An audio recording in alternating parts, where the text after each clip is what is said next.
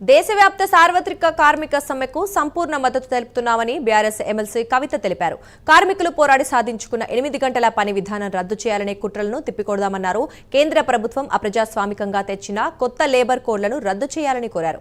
అలాగే కార్మికుల హక్కులను కాలరాసే కొత్త కార్మిక చట్టాలను ఉపసంహరించుకోవాలని ఎక్స్ వేదికగా కవిత డిమాండ్ చేశారు. అటిక మరో అంశం చూస్తే వైసీపీ నేతల వ్యవహార శైలిపై టీడీపీ ఎంపీ బైరెడ్డి శబరి తీవ్ర స్థాయిలో ధ్వజమెత్తారు.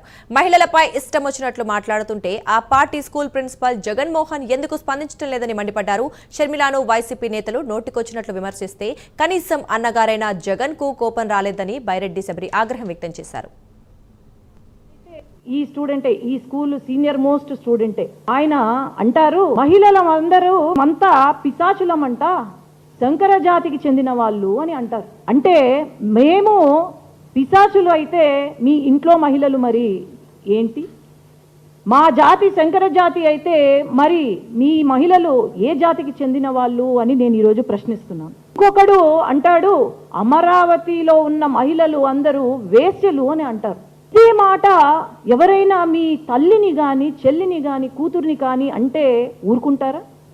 ఇంకొకడు అంటాడు, పిహెచ్డీలు చేశాము అని, ఎక్కడెక్కడో తిరుపతి కడప అని చెప్పి పిహెచ్డీలు చేశావు అని మాట్లాడతారు. నిరసన శాంతియుతంగా నిరసన తెలియజేస్తుంటే మహిళల పైన బీర్ బాటిల్లు ఇస్తారు. ఇదా రాజకీయం అంటే?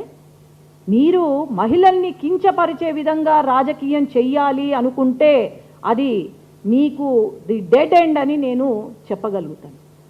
అంతేలేండి, చెల్లికి తల్లికి గౌరవం ఇవ్వని ఆనాటి ముఖ్యమంత్రి మరి ఇప్పుడు మహిళల్ని మరి ఏమాత్రం గౌరవిస్తారో మరి నాకైతే తెలియదు.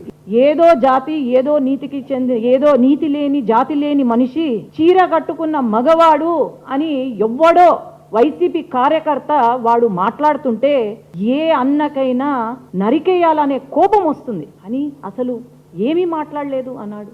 తల్లి గురించి తప్పుగా మాట్లాడినా ఏమీ మాట్లాడలేదు. మరి ఇన్ని జరుగుతున్నా కూడా, మహిళల పైన ఇన్ని మాట్లాడుతున్నా కూడా మరి ఆ స్కూల్ ప్రిన్సిపాల్ ఎవరైతే ఉన్నారో ఆ గురువు గారు మరి ఎందుకు ఏమీ మాట్లాడడం లేదు?